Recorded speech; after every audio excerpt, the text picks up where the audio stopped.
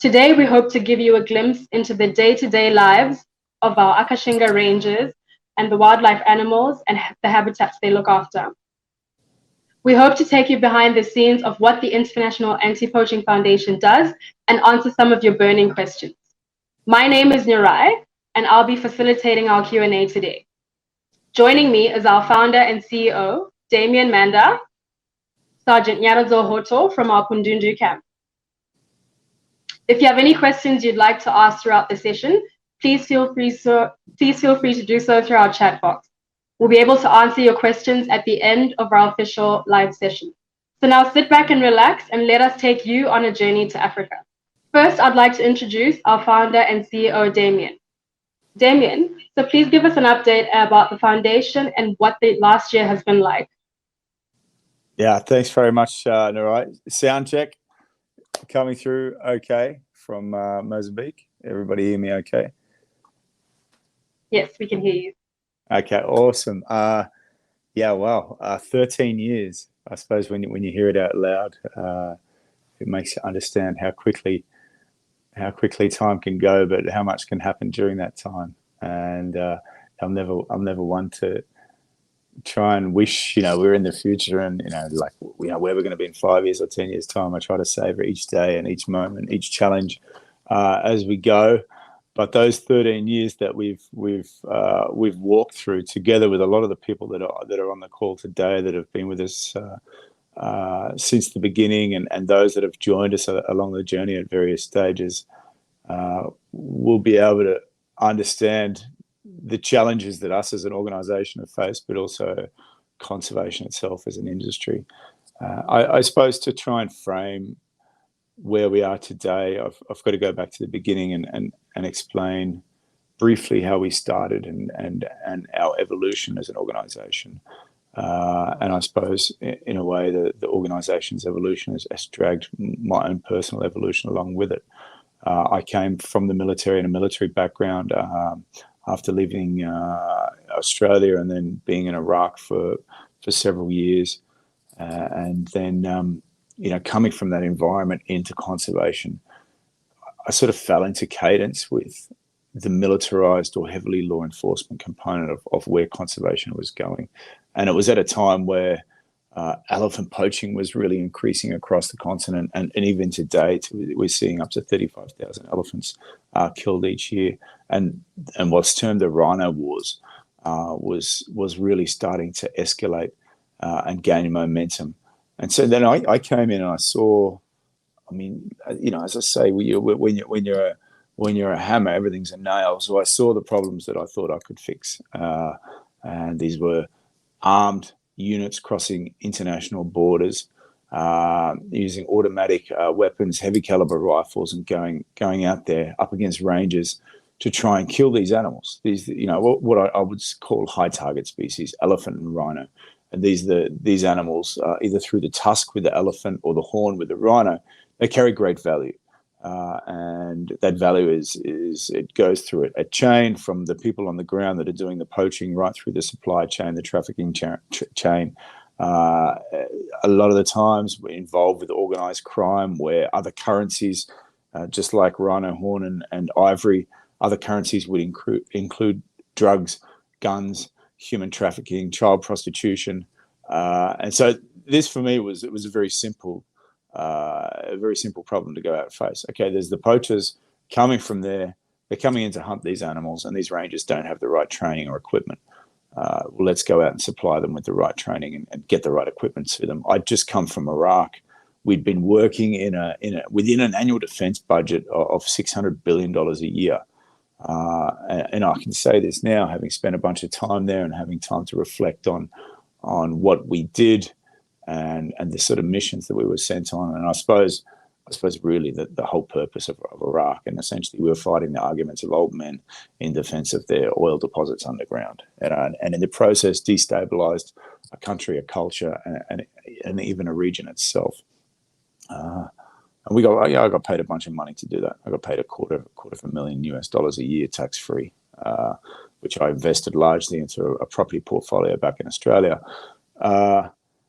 And then I came over and saw what rangers were doing, and the hard work, the dedication, and they were fighting for something that actually made me really reflect on my past, my transition, and we are all a product of our past. But it made me reflect on, I suppose, more important, where I'd come from, but where I wanted to go, and I wanted to change. I think the direction of my life and find new purpose. But I had these skills, and I had money that I'd been able to generate through residential property investment in Australia, and saw a problem in Africa. There was animals being poached by these aggressive militarized type units, and there was rangers that had limited capacity to be able to protect them, and that's where we formed. This is our 13th year, so back in 2009. Many grey hairs ago, you can see, and even a little bit of hairlines disappeared there in the process. But what they say about grey hairs, they're still stuck to your head, so I'll keep them. But back in 2009, the Iapf was started and designed to be the last line of defence for wildlife. And well, I mean, literally, I arrived in Africa with I had carry-on luggage. Didn't even have a check-in bag, so didn't really have a plan. Just come over and see what happens, and to where we are today, like the trajectory, the growth, the momentum we've created, the disruptive and innovative models that the team has been able to refine and expand, and just the shifting face of conservation that Iapf has been pioneering. Just super proud to where we came from. To be a part of this team, and just to be surrounded by such amazing people and individuals that have dedicated so much. And a lot of people, I mean, the Rangers do get a lot of the focus, and rightly so. They are out there each day risking their life. But the reality is, there's a huge machine or mechanism of administration, logistics, and support that is underneath them, keeping them out there every day on the front lines in some of the most remote and harshest places on the continent. Where we got to over the past 13 years, as I said, itself was an evolution. We went out. We were a service provider, going out training rangers and giving them equipment, and rangers that were specifically focused mainly in areas where rhinos and elephants were being targeted. And then this sort of grew over time. We stopped just being a service provider focused on one area. We started looking at wider areas and working with governments, working with groups of other organisations that had their own reserves under various contracts. They might be concessions or private land or national parks. But we started looking just beyond like a park in isolation, and started looking at strings of parks together. And then we started getting some really big contracts, and I'd say one of the biggest, or the biggest stepping stone for us at the time was managing the security on a group of reserves along the border of Kruger National Park in Mozambique. And this was protecting the eastern flank of the largest rhino population on the planet. It was a piece of land that was accounting for more deaths of rhino. 70% of the global deaths of rhinos that were happening in the southern third of Kruger National Park. And we went in there on the piece of land that separated this population and where most of the syndicates were coming from that were doing the poaching.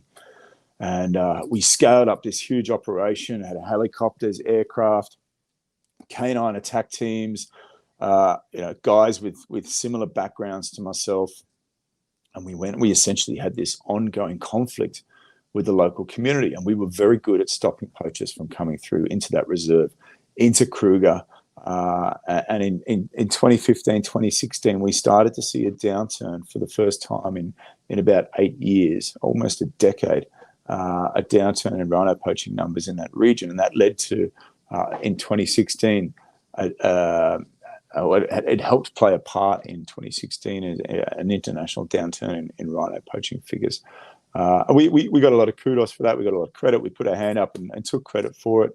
But the reality was it wasn't sustainable, and it wasn't the way forward. I'd been reading an increasing amount of literature around other models in conservation that were doing a lot of community work, but they still had a lot of focus on the militarized side of conservation, or I would say probably more law enforcement focused. And to look at conservation, it's made up of a bunch of different components, and law enforcement is one of those. And I'd say for us as a model, we'd made conservation law enforcement. Our job was to be inside a reserve, know where the boundaries were, and to protect those boundaries from the community. And look, it works, but it's not scalable, and it's not sustainable because it's super expensive. You're paying a hell of a lot of money for military-grade hardware, and you've got growing human populations on a continent where there's going to be 2 billion people by 2040, according to the UN population division. We had to try and find a way to transition from being inside the reserve, looking out to the communities, to being in the communities and being a part of them, and seeing the motivation to conserve these areas coming from those communities. And that's in 2017. We handed over the project in Mozambique back to local stakeholders. And we went to Zimbabwe with the intention of trying to start or scope the potential for what would become the world's first wholly all-female anti-poaching unit. We looked at other models in conservation where women were given certain access to roles in conservation, and they were given a lot of credit for it. But the reality was many of the other jobs in regards to law enforcement were actually being done by men. We saw other industries that were getting ahead by getting women into senior management positions, whether they be on boards as CEOs. And we looked at conservation, which is still a fairly male-dominated industry in volume and in management. And we thought, well, if all these other industries are sort of getting ahead and we're stuck in the Stone Ages here, what if we could get it right? And if we were getting it right, the situation would be much better than some of the stats we're talking about and the species that are racing towards extinction. We tried to find a place to get this program going, what would become later known as Akashinga, and we couldn't. We got closed doors 7 times. Nobody wanted to take the risk of women being deployed in what is let's say essentially known as a male-only job by many sectors and in many countries. And in an industry where women are outnumbered by as much as 100 to 1 in genuine field-based positions. And when I say that, a field-based position, they're actually out there doing the full job. They're not stuck on a gate or a desk and classed as being a ranger. They're actually out there doing the job of a ranger. And so, we set about to scope the beginning of this program.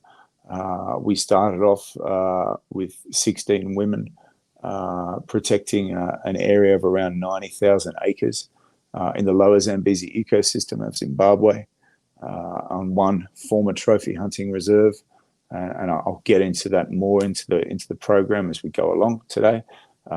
We now have over 300 staff in Zimbabwe protecting a portfolio of reserves across the Zambezi Valley, 8 different reserves, 1.3 million acres. Under contract or under protection in Zimbabwe alone. I'm in Mozambique at the moment. I really look forward to talking more about what's happening here. We've just finalised all the approvals for the share acquisition, majority share acquisition of one of the largest hunting companies in the country, which will give us access to the single largest kutada or hunting area in the country here in Mozambique to protect. And I'm sure there's a bunch of questions going around, like hunting, what's going on here? What are you guys getting into? The reality is hunting is a dying industry in many countries.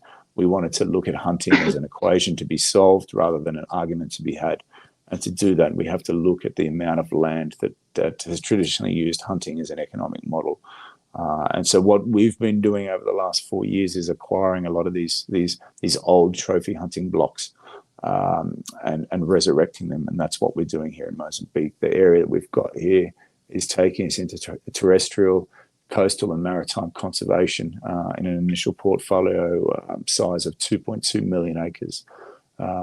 Likewise, at the same time, we have tendered to the Botswana government and done an agreement with the local communities in the Kalahari Transfrontier area for an area of 3 million acres.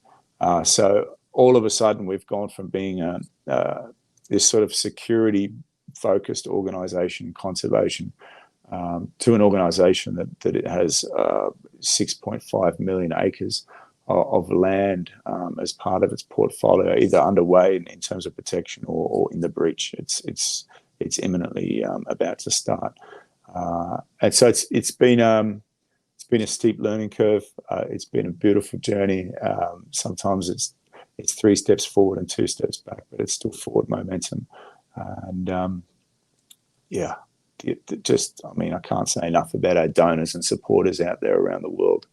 The people that believe in what we do, the people that have come on the journey from being this sort of security organisation to being an organisation that understands conservation is a social issue. It's not just a nature issue. When you deal with the social aspects, you have a conservation outcome. They've also come with us along the journey of being a species-focused organisation, elephant and rhino, to understanding that biodiversity and the richness of biodiversity is what our future as a civilization depends on at a time when we've been on our knees as a global community for the last 2 years because of a pandemic as a direct result of the way we treat nature. Before COVID came along, every second news article was about climate change. It's also a direct result of the way we treat nature. So we've got big global issues, and we had to look at big solutions to fix them. And that's where we evolved and said, well, okay, what's the most we can do as an organisation? And that is to look at the largest possible wilderness landscapes within a single political boundary, do long-term agreements with local Indigenous communities to help them manage these lands, putting communities at the centre of conservation, and at the centre of the community strategy for us was women's empowerment. And we've achieved remarkable results in the 4.5 years since we transitioned from the old Iapf to where we are today. I'm going to leave it there for now because we've got someone very important to hear from. Nyaradzo, why aren't you at work? Why are you here in the big city in Harare? Shouldn't you be out catching poachers? So Nyaradzo, I'll be passing on the information to her, just with the mic. But definitely we're keen to hear more from Sergeant Nyaradzo, who's from our Pundundu camp and is joining us here in our Harare office. So Nyaradzo, do you mind just giving our audience just a bit of a background about who you are and what you do with the Akashinga Ranges with Iapf? My name is Nyaradzo Hoto. I am a woman aged 29. I work as a field ranger for Akashinga all-female ranger team. I started to work for Akashinga as a ranger in 2017. I came from local community in Fundundu Lower Zambezi Valley here in Zimbabwe, where I grew up. And I was just raised from a poor family. And I'm very proud that right now I'm a sergeant for the female rangers. And to me, it means a lot because it's like something that is, I'm breaking boundaries of environment that was only meant for men. Because when I was growing up, we used to know that rangers are only men. So because of this initiative, because of this model of Akashinga, we are now breaking boundaries of male-dominated space. Awesome. Thank you so much for letting us know a little bit about that. I think now we'll jump into what everyone's here for today, which is some of the questions that were submitted through to us. So both Damien and Nyaradzo will be answering some of those questions. So we'll dive straight into that. And Damien, the first question is for you. So how did COVID affect the foundation recently? Well, COVID's been, we're a couple of years into this situation, and it's been ebbs and flows along the way. Initially, our main concern was the safety of our staff and the continuation of our operations, because if our staff are jeopardised, then our operations are jeopardised, and when our operations are jeopardised, then the wildlife and the wilderness areas that we're empowered to protect are under threat, and that means animals being killed. So there was quite a lot of stake there for us to not get that right in a very short space of time. And as COVID was spreading, myself actually having just returned from Nepal with what at the time was diagnosed with bronchial pneumonia, and so I wasn't feeling great myself. I had probably caught some form of early COVID, just sort of blew it off as a bad flu. But I myself and senior management were literally strapped to our computers for 2 weeks straight, going over every line item of our budget, what was essential and critical spending, and what could be put on hold, because we didn't know where the global market was going to go, and in particular in relation to philanthropic funding and investment into nature conservation. So we cut our costs in a very short space of time by around 40%. And look, I'm really proud to say that not one person in the organisation lost their job over COVID. As a matter of fact, we actually doubled in the last 2 years. We've doubled our workforce. The only people in the organisation that took pay cuts was management, with myself taking the largest pay cut. And we were able to restore that well within 6 months of having made all the adjustments that we had to make. We had to change the way that we operated. We went from having a lot of people based in one place and deploying out each day to having a lot of remote camps set up, so people weren't coming into regular contact with each other. We had to build up food supplies with some of those systems falling over in some of the areas that we work. We expanded our gardens to also cater more to our awesome plant-based gangsters out there doing all this work, doing it on a plant-based diet. So yeah, a lot of that is supplied through the gardens that we have at camps. But I suppose, and I said from the beginning, I think the deeper this situation gets, the stronger the message is going to be on the other side, and I think that's actually been echoed in sort of our organisational trajectory, in particular, not just since Akashinga started, but in particular in the last 2 years, because in the last 2 years we've had almost 900% growth, so financially. And last year alone was over 300% growth in terms of income, and that's put us in a really strong position in terms of our expanding portfolio across Southern Africa and East Africa, but it's also allowed us to start scoping new areas. And we're at a critical time at the moment. It's like, I would say, probably the most unique time in terms of wildlife conservation, at least in modern history, and that is the collapse of the hunting industry across Africa. And now hunting is traditionally done on areas held under communal or tribal land trusts. These are wilderness areas owned by local communities. Now, historically, they had used hunting as a way to motivate conservation as an economic income source, and now as hunting collapses for various reasons, and I saw there's a hunting question there later, so I'll get into that in more depth, but as hunting collapses, these areas are at risk of being lost to agriculture or human settlement, or mining, and then they're lost, and then that for us is a we're sitting here and there's all these concepts that we need to preserve, 50% of the planet for nature. That means having to reclaim stuff. That in itself is a huge challenge, but losing stuff is something that we should be able to stop. And so that's why we wanted to stop the loss of all these areas held under traditional or tribal land trust, of which there's twice as more of that land than there is national parks across the continent. And so the funding that we've been able to acquire over the COVID period, I think as a result of the global community waking up to the reality of where this planet is going, has really helped us to be able to expand.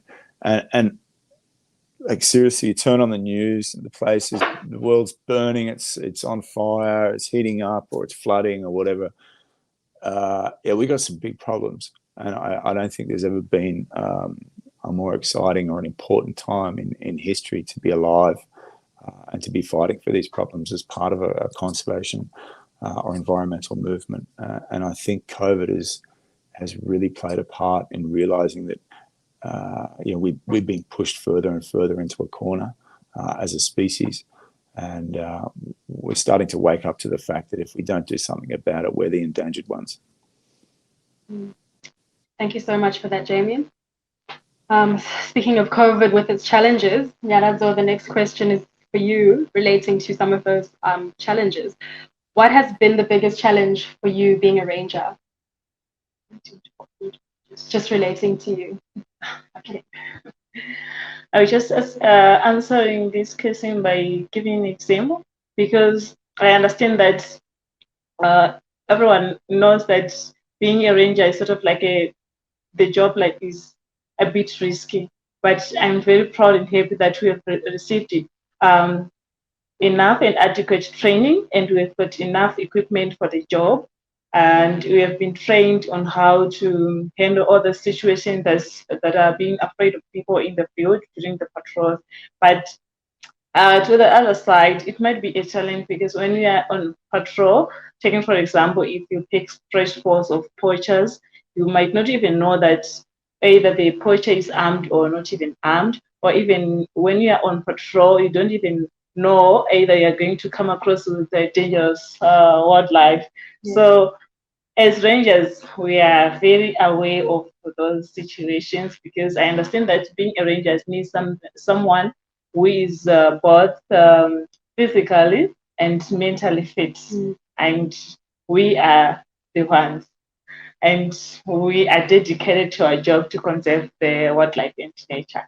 So to our side, we cannot say out that we have got biggest challenges or we have challenges. Yes, we understand that in every nature of any job, there are some challenges, but we are in a situation to handle all those situations each and every day, because we have been trained. That's so true. And I think Nyaradzo speaks on behalf of pretty much all the rangers with yes. what you face is not just with you, it's all the other rangers you work with in the different conservation camps. So thank you for sharing that with us. Moving back to Damien. So what is on the horizon for the Iapf? Yeah, I'll get to that. I just want to add a little bit on there for Nyaradzo, because you can sometimes be too humble. Just in terms of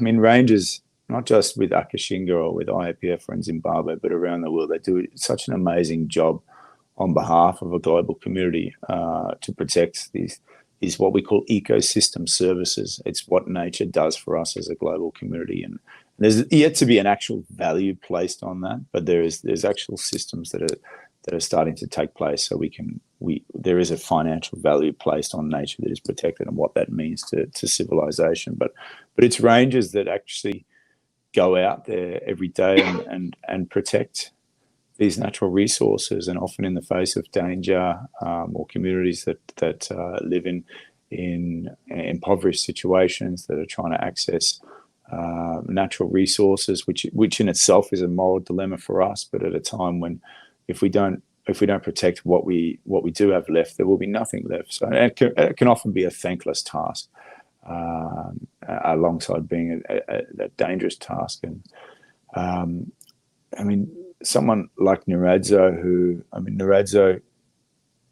couldn't finish high school after her father passed away, and was then in a not a great relationship, marriage at all. Nyaradzo, sorry, I'm jumping and telling your story because I think it's important for people to understand where you come from and where you are today.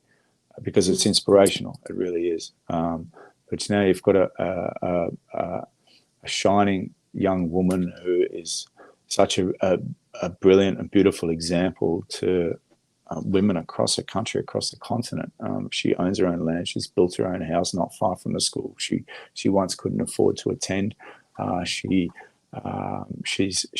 patrols, doing extended patrols as one of the leaders of the Akashinga team, often for up to 5 days at a time, in dangerous and remote locations. And then in her spare time, she's studying or finishing off her degree in conservation sciences.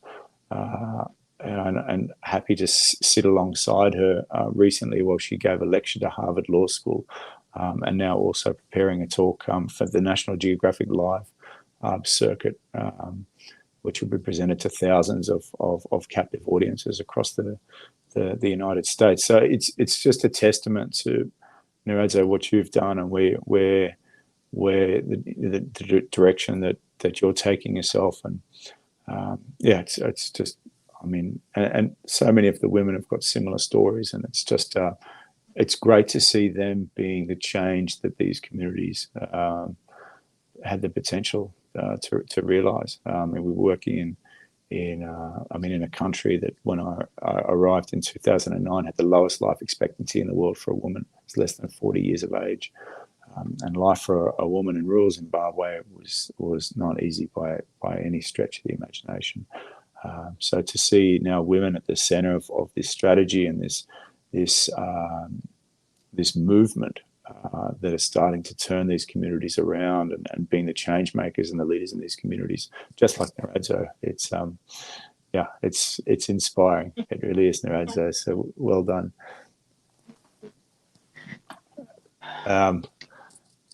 Okay, yeah, off track there. What's on? No, it's important for people. Yes. People to really, because when we first came in there and did the initial interviews, sitting through, there was 67 interviews from women that were all survivors of serious sexual assault, domestic violence, AIDS orphans, single mothers, abandoned wives. Sitting through those 87 interviews for me was sort of two of the hardest days of my life. Really getting into the layers of what it is to be a woman in many places in rural Africa. So it's not easy. I know it's not easy, Nyaradzo. So well done. For Iapf on the horizon, it's like, just in terms of the scale up that we've realised over the last couple of years, the expansion both geographically and in terms of human capital, getting people on board, specialists, building out the scientific team, building out the leadership team, building the training facility. What it's done is laid the foundations for us to go much bigger in terms of what we need to do to deal with the actual problem that we're facing. We formed in conjunction with Conserve Global what's called the Conservation Landscape Alliance. These are a group of organizations, either from the funding sector, from the research and scientific sector, or from the implementation sector of conservation, that are focusing on landscapes. So we're not thinking about parks in isolation. We're not thinking about species as an individual species, but we're focusing on the protection of biodiversity at scale, the largest landscapes we can partner with local communities with in a single political boundary. And that's what makes it manageable.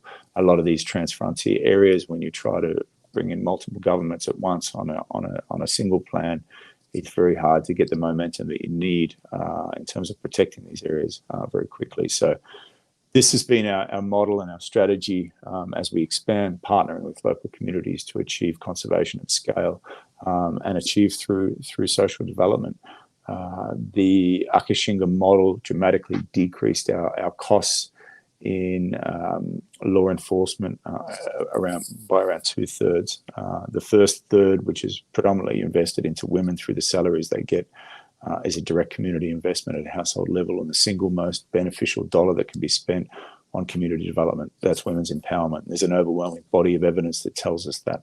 And then the remaining 2/3 that we've saved from not having to spend it on helicopters and more guns and bigger fences and canine attack teams and drones and all that, we've reinvested back into the community, into water sanitation, infrastructure development like roads, for example, building schools, clinics, education, healthcare, and then just looking at special requirements within the community that fit within the strategic plans that they come to us with. So it really is this sort of social direction, looking into nature rather than being in nature looking out. As part of the Conservation Landscape Alliance, we've mapped out a portfolio of 60 million acres that we would like to have under contract by the end of the decade. That would be the largest conservation portfolio on the African continent. And if we continue at the current trajectory that we're on, already within the partnership, the alliance, there's more than 10 million acres that are part of that initial portfolio. If we can continue on the trajectory, then we will achieve that goal. And it is a significant goal in regards to some of the global challenges that we have, and being able to protect these lands long term in partnership with local communities will be a great ecosystem service to the planet, helping to fight climate change, helping to fight pandemics, but then bringing it right down to ground level, helping to provide services for local communities, protecting wildlife and protecting trees. Thanks for that, Damien. There's definitely a lot of things lined up for us in the horizon, and excited to see some of those things come to fruition. So Nyaradzo, there's 2 questions for you that I'm going to put into one because they're more or less similar. But the next question for you was, what does it mean to be a ranger, and what does it also mean to be surrounded by a powerful woman? Let me start to say that for you to be a ranger, you need to be both physically and mentally. At the same time, it doesn't end there. You need to be someone who is dedicated. You need to be someone who is strong. You need someone who've got courage, who've got passion and love also on wildlife nature. So that's that's the best I can describe a ranger, and that's what I best know about the Akashinga, the Akashinga Rangers, and we resemble that the description that I've given you. And in terms of, it doesn't also end there. We do the protection of animals. Yes, right now we go to the food. We do the protection of animals by doing the patrols. We've got different types of patrols. Sometimes people out there, we do what we call local patrols.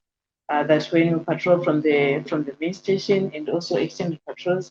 That's when we go maybe for about 5 days or 2 weeks. It depends on the situation on the ground. We have to take all our equipment, food, and everything. Then we patrol from the bush, not coming back to the main station, and to be monitoring the wildlife population and movement, and also looking for some detections of threats from poachers, because some poachers from our area, they do put some snails to trap the animals. So it's our duty as rangers to look for those snails, to remove them so that we can save the animals. Because I understand that animals cannot speak, but we can speak, we can stand and can raise our voices to save the lives of the animals. And I can say that I, as myself, I cannot even tolerate cruelty on animals. If I see any poacher hunting my animals in Kundundo or in Zimbabwe, I will definitely catch him. Even if it is my relative, I know of it. But to save the animals is my first priority as a ranger. So to myself as a sergeant, I feel very proud and empowered to be surrounded by powerful women. A woman, sorry, to be surrounded by powerful women, meaning the Akashinga Rangers.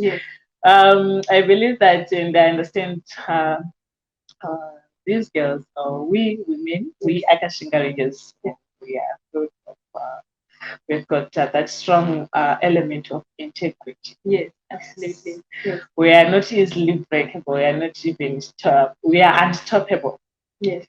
We are not even easily convinced. Yes. Their own information. Yes. So out there, you have to know that We have got strong women. Yes. The Akashinga Rangers. So I'm very proud of the Akashinga team, and also I'm very proud to be one of the Akashinga Rangers.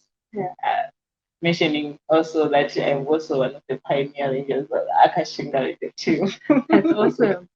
I think the name is very fitting, Akashinga, Means being brave, being one, strong. So yes. for those watching that might not know what the meaning of Akashinga is, that's to be brave, to be strong, and that's everything that Nyaradzo has just described, the Rangers embody and are about. So we'll move on to our next question for Damien. Do you think that if we can introduce the Akashinga example to each park across Africa and the communities surrounding each park, that we can actually bring hunting to extinction? And also, in addition to this question, what progress has been made in the Lead Ranger program with poacher slowdown and or any apprehension? Has animal poaching in your area slowed down? Okay, so let's start with the first part about the expansion of Akashinga in relation to the hunting industry. The hunting industry, it's not our job to try and stop. And let me differentiate between hunting and poaching. Hunting is when you have an operator that controls an area in partnership with local communities. There's animals on that area, and he'll sell hunts. He'll sell hunts to a person overseas that will come over and hunt that animal, and that is a legal practice in many African countries. Poaching is the illegal taking of natural products from their natural space, which might be a rhinoceros, it might be sand, rocks, trees, elephant ivory, whatever it may be. So there's a difference there. Now, our job is not to try and stop hunting. Our job is to protect nature, and so we need to look at where nature needs to be protected. Now, as it turns out, hunting as an industry is dying, or definitely shrinking, and itself is endangered. And this is happening because of three reasons. The first is you've got a shrinking population of wildlife animals across many large landscapes. So there's less product for the hunting operators to sell to clients. You've got tougher policies and regulations that surround the exportation of some of those trophies that people want to shoot in Africa, like, for example, an elephant, and they want to take the ivory back to America. Well, in Zimbabwe, America banned the importation of Zimbabwe ivory, which wiped out more than 50% of the market overnight.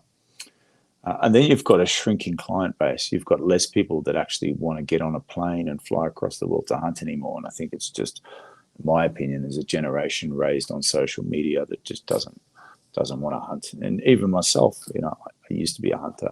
I'll put my hand up and say that. And I'm sort of glad in a way, because I come from a position where I can have this conversation with anyone, because I come from that place and I've come 180 degrees to where we are now.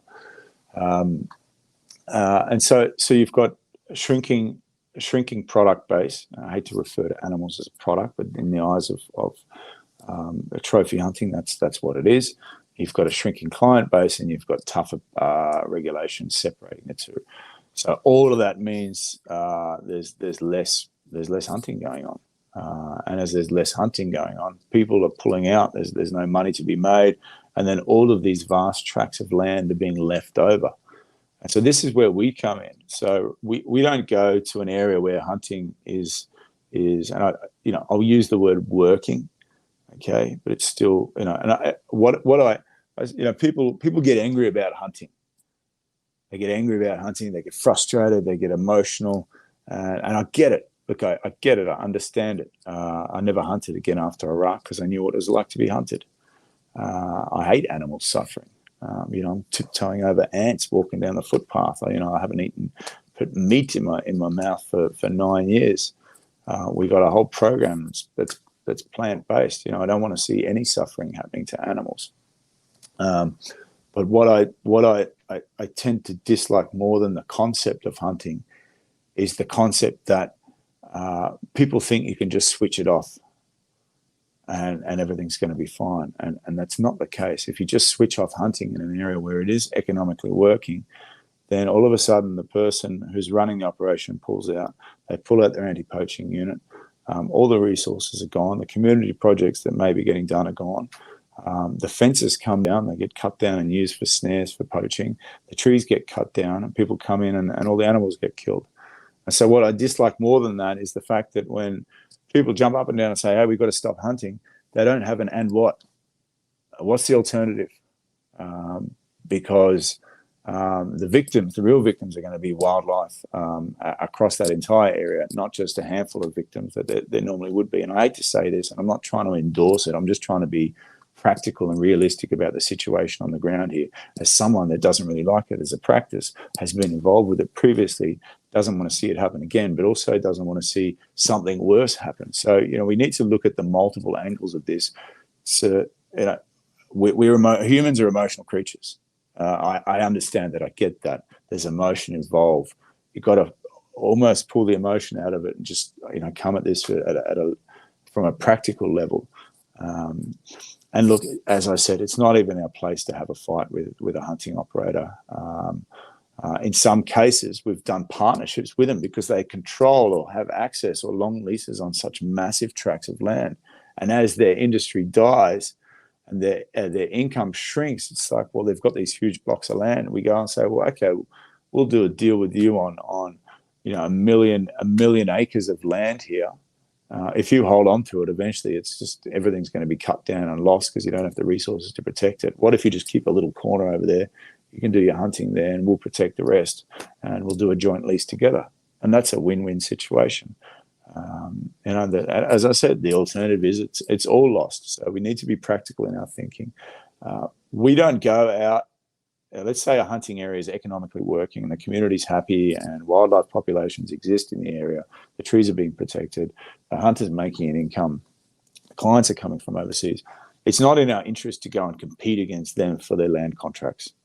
Let them carry on. I think the hunting industry is going to continue declining anyway.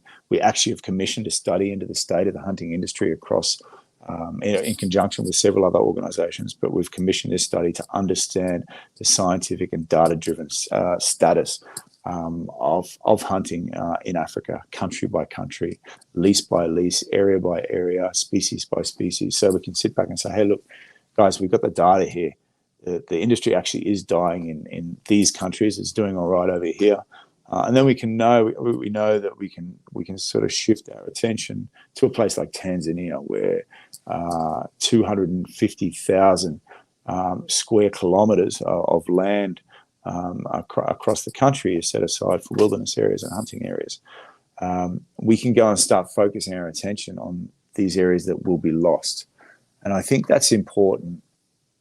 It's important to me personally, but it's important to us as an organisation. I don't want to go to an area that's doing well. I don't want to go into a national park and compete with a dozen other different organisations that are trying to put the wheels on this vehicle here, or supply the uniforms to these rangers, or pay for their fuel in this aircraft. I don't want to go and compete with all that. I want to go to an area that's going to be lost. I want to go to an area that is a lost cause, because in terms of conservation, the lost causes are the best ones worth fighting for. And that's where I think Akashinga can have the biggest impact, because it is a model that's proven. It's a model that is working. It's scalable. It's a very low cost, high impact model in terms of land preservation. So we get economy and scale. So the bigger the portfolios we have, the cheaper it costs per annum for us to protect each acre. But most importantly, it turns conservation funding into the most effective form of community development funding. Okay, and it brings conservation and communities together. Not, we've got this heavily militarized solution going on here, and we're trying to do some stuff in the community over here to balance it off and keep people happy. We've actually brought it together. It's community it's conservation that's being driven from the communities. In saying that, many other organisations and governments have either come to us for help in trying to set up similar programs to Akashinga, or to come and put a footprint of Akashinga down, with the knowledge that we would expand that portfolio over coming decades. And I think that's the best endorsement you can get. rather than us trying to sell this model and go and implement it into places and as some sort of pitch. It's people understand what's going on, and they want to be a part of it. They want this program in there because they see the benefits are multiple from an income generation perspective too. And I'm talking philanthropically here, in terms of money that we receive through donations. 2020, you got $450 billion given in the US to philanthropy. So donations that were given to organizations. Around 30% of that went to religious causes. Right down at number one, right down the bottom in the smallest pool of funding, which was made up 3% of all donations, was a collection of climate funding, environment funding, conservation funding, animals, domestic. So that's domesticated. So that's all your cattle and livestock, cats, dogs, and wildlife, local and international. That's 3%. It's the smallest pool of funding. Now we're starting to work in communities and doing stuff with clinics, healthcare, education as part of our model to motivate conservation. Healthcare and education alone is 23% of all funding available philanthropically in the United States, which is the world's biggest philanthropic market. So already we're putting ourselves into a market space. Just in that alone, it's almost eight times the size of what conservation fits into down the bottom there at 3%. You then add gender equality into our fundraising models, and it is something that people are willing to invest into. You add the fact that the program is plant-based. It's the fastest growing food sector in the United States. So we got funding coming in from that angle, and then as an economic alternative to trophy hunting. So animal rights people wanting to give us funding. So we've gone from being like this, we're fighting with all these other organisations for conservation funding, to now having a much broader spectrum of what we can target. Lead Ranger. Yeah, sorry, I'm talking too long. I'm in no rush to be anywhere either. So if people can stay on all night if they want. No, that's okay. The Lead Ranger was the next one anyway. So yeah, people just want to know what progress has been made with that program, and if poaching activities are slowing down. Yeah, so Lead Ranger is the Iapf. We have two approaches to how we do what we do. And that is protect nature at scale. One is long-term land management with communities, and that's Akashinga at landscape scale. And the other one is Lead Ranger. So we're working with other organisations across the continent and soon across the world to train what have been identified as the leaders within those organisations to be instructors. And this was an idea that was born back in 2015 at the World Parks Congress in Sydney, where the biggest gap in conservation was identified, at least operationally, was identified as the leadership gap. So rather try and send all these teams away to academies to be trained up, or bring in expensive foreigners that, like myself initially, that didn't understand. I'm not saying I was expensive. I was saying I didn't understand the culture and I didn't understand what to do when an elephant charges at you or when a lion's looking at you funny. Didn't get that. So didn't speak the language, and so instead of bringing in a foreigner or sending students away to learn, it's like, well, let's create capacity within these organisations, and that's how Lead Ranger was born. And it's not just the law enforcement side of training. It's this holistic leadership development within these organisations that identify and recognise leadership and build on it and build that capacity. Up until recently, we had trained 67 instructors from organisations across 5 countries that managed a group of rangers within those organisations of around 1,100, protecting around 14 million acres. Now, I can't give you the exact data on those 14 million acres of how much, how many animals may have been saved, but I know there's been a whole bunch of lives saved from people that have done the first aid training as part of the leadership program. There's been a whole lot of organisations sending their rangers back for retraining. There's been hundreds more rangers trained by the rangers that we have trained. And at the moment, we've got a team up in Ghana, in West Africa, that is training a group of instructors up there from the private sector, from the NGO sector, and also from government ranks. And looking forward to expanding that into Asia and Latin America, again as a replicable model that can be sent around the world. And I'm proud to say it's the only non-profit training program on the continent that has an ISO accreditation, so it's internationally recognized training. Awesome. Thank you so much for giving us detail and information around that. So that concludes our official Q&A questions that were sent to us. So now we'll move over to the ones that were sent to us in the chat box. So the first one's for you, Damien. We have a few people wanting to come visit. What is the best way to support us? That's the first question for you. A few people wanting to come visit. Yeah. Look, we used to have looked at a lot of the areas that we work in are extremely remote, harsh, hard to get to, and it is an operational environment. It would be like calling up the army and saying, "Hey, we want to come out on operations with you." It's just not that simple. We used to have a program in a controlled area just outside of Victoria Falls in Zimbabwe. Where we had a volunteer program, but again, it was a small controlled area close to a major town, a major airport, a big hospital. So we don't have the infrastructure to be hosting groups of people or tourism at the moment. It is a capacity that we would like to build into the future. And our visits to camp have been sort of limited to media, other people within conservation that we work with, either partners or people looking to learn from the program and expand, scientists, researchers, and then of course some of our key donors. And not to say that every donor isn't important, because all the supporters are amazing. Whether it's someone giving $5 a week or a month or $500,000, it literally all adds up. It really does. I would love to have everyone out there.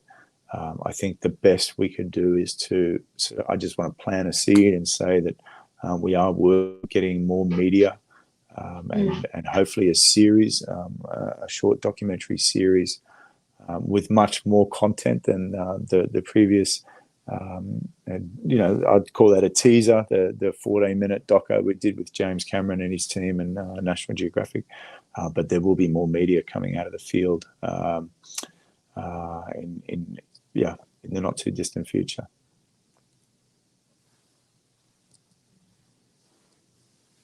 Aside from donating, what would be one of the most helpful ways that people can do to help you and your rangers from afar?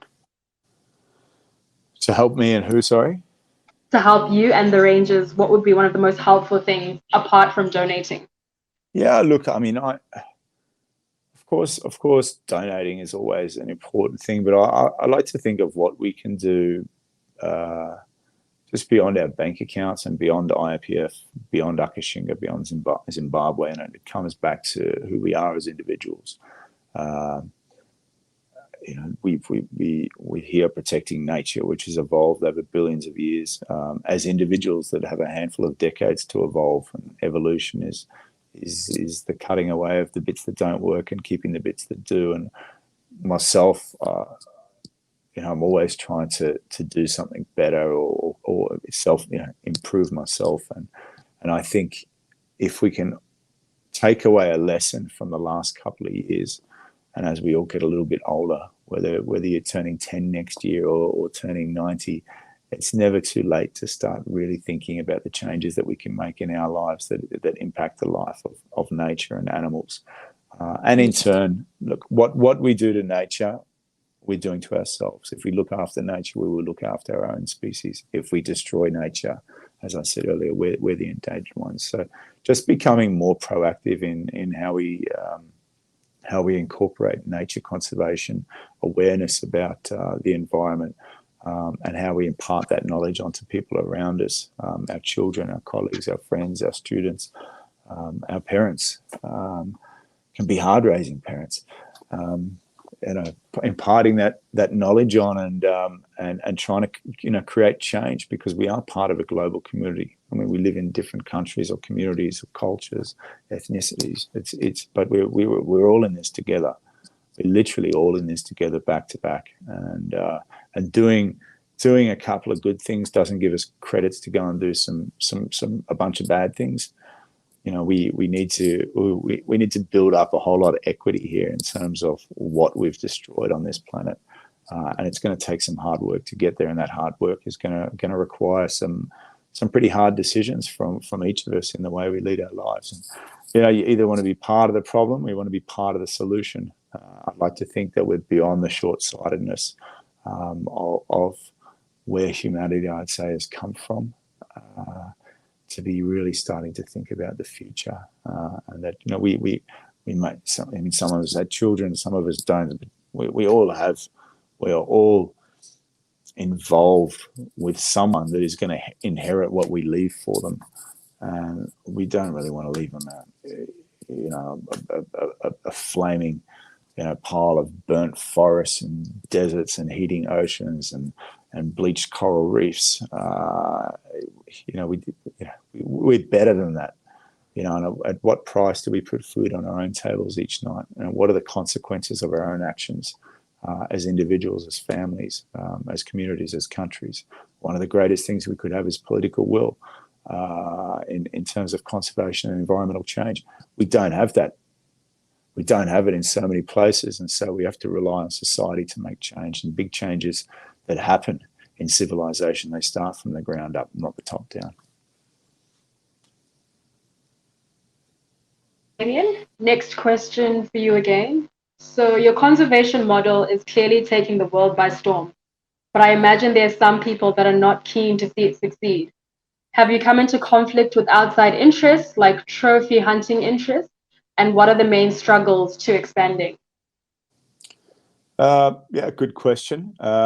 Look, not necessarily. No, there hasn't been a hunter that I've sat around the campfire, around the table with, that hasn't said, hey, listen, if you've got a way to generate the same amount of money for these communities and to protect this area or more as what hunting was able to do, then we want to partner. We want to turn this over to what's called non-consumptive. Non-consumptive is an area where animals are not being shot. There hasn't been one hunter I've spoke to that isn't willing to make that change. And I've got to draw a difference between a hunting operator, and that's the person that sets up the operation on the ground, and the hunter that comes from overseas, because there is a huge difference. A hunting operator is someone that's generally grown up in the bush. They love nature, and they want to find a way to protect it. Hunting is an income stream for them to do that. It's not like they're just these bloodthirsty people that want to go out hunting and killing all day. It's an income stream. It's a way, and it's an existing model. It's a legal model in a lot of these countries, and it's been a genuine way to protect large tracts of wilderness for a long period of time. And whether you like it or not, it is shrinking. And so we've got to look at ways to be able to engage with these people, because they hold often long-term land leases that have been with them for decades or generations. They hold a great amount of local knowledge in how to make these areas work, and what are the community needs, and how the water and the trees work, and the wildlife populations, and how to help manage all that, and at scale too. So there's a huge amount of knowledge that we want to retain in conservation there, as these people are being pushed out of a job or out of the livelihoods that they used to have. So that I wouldn't say hunting for us has been. I'm not pro hunting. Okay, I'm not sitting here trying to justify it. I don't like the ethics behind it, but I'm no one to talk. I used to do it myself. But we're not sitting here trying to pick a fight with hunters. We're trying to sit around the table and say, hey, look, guys, we've got a problem. Let's bang our heads together and try and find a solution here, rather than sit here pointing fingers. The other one, which I'll say is interesting, which was sort of, I suppose, unexpected. Yeah, we got a lot of public attention in a short space of time around this program, and it was obviously, it's a very women's empowerment centered program. Even though we're not necessarily a women's empowerment organization, we're a conservation organization. We, as I like to say, we just found a better way to do business, and that was centralizing the strategy around women's empowerment to gain community traction to achieve conservation outcomes. But I'd say that the more that the program grew and gained media attention and success on the ground at local level and operational level, I suppose, yeah, you do start to attract attention, and that attention comes from, you never actually know exactly where it's coming from, but it's coming from multiple angles. We're dealing with fighting organized crime. We're raising more and more money in a competitive market. We're acquiring more and more land leases. We are, protecting some of these natural resources from communities that do want to access them. On the flip side of that, we're trying to provide a whole bunch more than what they could get from poaching back into the communities through job creation, through infrastructure development, and social services. So I think there's much more of a balance there of what the community is getting out of this program than what they could get out of poaching. But interestingly for us, and I come from a background of special operations. It is a boys' club. I've trained thousands of men across 3 continents in preparation for deployment, for combat, law enforcement, or conservation. And I've never worked with women. And so when we started this program, it really was just, okay, well, we've got 16 women that have passed selection and they're going out there to do this training. And what I realized over time was we actually had to rebuild the Iapf. We had to break it down and rebuild the Iapf because it was a bunch of ex-military guys that had put these programs together, and it had got the organization to where it was at the time. So we had 2 independent gender mainstreaming audits done, and pulled out the good, the bad, and the ugly of where we were in terms of policy and procedure, code of conduct, and ethics, and retaught us how we needed to restructure the organization. And that's everything from board makeup to having women in senior management positions, to having career paths built for women, pregnancy policies, nutrition and food plan for women that are pregnant in the organization. These are things that I'd never had to work with, and you can't. I don't think it's it's not. I don't think I can take any blame for it. I just didn't know, and it wasn't like there was an instruction manual that I could go out and get at the beginning. So yeah, like if we're going to do this, we need to do all that. And I think if there's more awareness created around the need to be far more equitable as an organization and how to do that, it would be easier for other organizations to transition. Now, as when organizations come to us now for advice and say, hey, we want to implement a similar model, that's the initial advice I go forward with. Okay, build the foundations first, then you can build the programs on top. And we actually did it the other way. Well, initially the other way around, and then as we expanded out, we did have the foundations to build upon. But also in the process of all of this, and the greatest assets are our critics, because they identify or point out things that we might need to change or fix. Most of the time, they're just making shit up because people like to do that. But we did get criticism. Hey, you've still got a white male, leading this team of black women in Africa, and it's like, well, no, it's actually we've got a whole team of people that are part of this program. Yeah, I started the organization. I was there at the beginning of Akashinga. Doesn't mean I own the program. I answer to a board of directors. I'm the founder, but it's this also, it's this sort of white savior mentality that's been pointed out a couple of times on social media.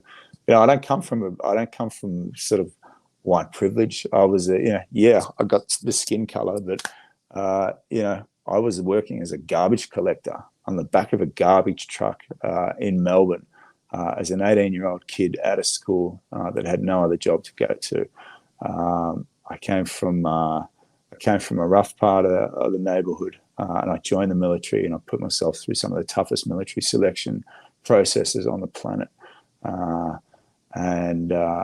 got ahead because I wanted to get ahead, not because there's anything special about me, but because when everyone else said it's too hard to be done or it can't be done, I was like, no, we're going to do this. And it was the same in conservation. Every time we got beaten down or pushed back or declined from here, I'm like, no, there's a way forward here. And this perseverance, this culture within the organization to make things work at all costs because we believe in it and it's the right thing to do and it's the right direction to take. That's, I'd say, one of our enduring strengths. And so, look, to be honest, it doesn't matter who started this program or this foundation or whatever. What matters is it exists and it's succeeding. And I think that's the most important thing people need to take away. We will go through two more, one for Damien and one for Nyaradzo, and we will do our best to answer the rest of the questions that were presented to us another time. So Damien, just the last question for you for this session. Between the effects of climate change and the loss of 35,000 elephants a year, what is the reality of keeping them from going extinct in the wild? The reality of fighting climate change and protecting elephants is to protect habitat. Ecosystem services are going to be one of the most critical components in fighting climate change that we have. It's a system that's evolved over billions of years. It's the best system we have. It is the system to fight climate change, and the more we destroy it, the more climate change climate crisis we're facing. Crazy concept, but it's pretty straightforward. For us, our vision, our strategy to be able to take on more and more land under long-term partnership with these communities, that is the best thing that we can do to fight climate change in our wheelhouse. Understand there's things that need to happen at policy level, political level, more work in the oceans, and our work in Mozambique is taking us into the oceans. But there's a whole bunch of people that have dedicated their lives to this, and we're an organisation that's swimming in the same direction as all those other organisations. We've got the fight of our civilization on our hands, and we're trying to do as much as we can with the resources we have. Look, the more land that we protect, the more space there is for elephants. Zimbabwe, where we have one of the largest land portfolios for conservation, is the second largest elephant population on the continent, or the second largest African elephant population in the world. So the areas that we're working across experienced a 40% and 75% respectively loss of elephant population over a 16-year period from 2001 to 2016. And so we've been able to achieve or see a 90% downturn in elephant poaching over the last 4.5 years since we've been in there, with wildlife increases of mammal species of almost 400%. So elephants are an indicator species. We measure the health of an ecosystem and poaching and wildlife populations by looking at species like elephants. We've definitely seen a significant turnaround. All we're doing is replicating that success in other countries now. So for you, Nyaradzo, what do younger generations think of you being a ranger? I think from the way we have displayed ourselves from the beginning, from the word go, and all the successes we have made, the younger generation, they can see us as role models. I really understand that we have already inspired them. And also, I wanted to emphasize that they have to know that and believe in themselves. Yes. And also believe that nothing is impossible. When we were growing up, we used to know that only men can be rangers. Yes. But right now, we are now dominating as female rangers. So I just want the young generation to know that conservation needs a strong heart. Yeah. You have to be strong enough, and you have also to be dedicated. And with time, when you start, you end up having that strong passion and love for animals. So I can only say that to the young generation, together, if we join our hands together as women, as young girls, as female, we can make a difference and change the world. Nyaradzo, Hold on, sorry. what's your career path from here? What do you want to do after university? Where do you see yourself in 10 or 20 years' time? After acquiring the best knowledge from the studies that I'm doing, I wish to support eternal, everlasting paradise in Zimbabwe and in the world. And also, I dream to be a world leader in the world conservation, and also to be a role model to all the female young generation. Through the studies that I'm doing, after I completed, Akashinga will never be the same.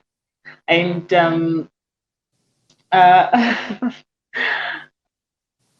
I will raise the flag for Akashinga forever. Well, yeah. Being a pioneer, I think it's something that's at the heart. Yes. And now I think it's now a story to tell to live in the bush. I don't even miss home anymore. And right now I can say that bush is now my best ever home. Yes. It's home away from home. Yes. Because now I've developed that strong passion on animals. So I find it important to spend much of my time in the bush. Yes. Special. I enjoy being in the bush as well. That's great. That's great.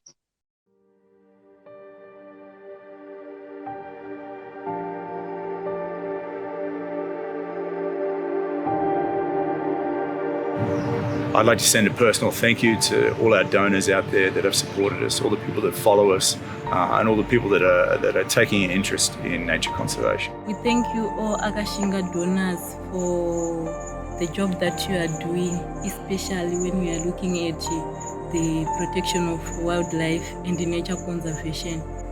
I'm feeling blessed about you donors. I'm feeling so excited. I'd like to thank you so much, because I don't know how to express my feelings right now. We are protecting these animals so that our next generation will be able to see animals like elephants, zebras, and lions. All the donations help us to keep protecting the wildlife here in Akashinga. We are doing our job greatly because of you. We are protecting our nature because of your support. Without you, we are nothing. We are nothing. We have been able to accomplish our job. We have managed to take care of our wildlife. We have managed to change our lives.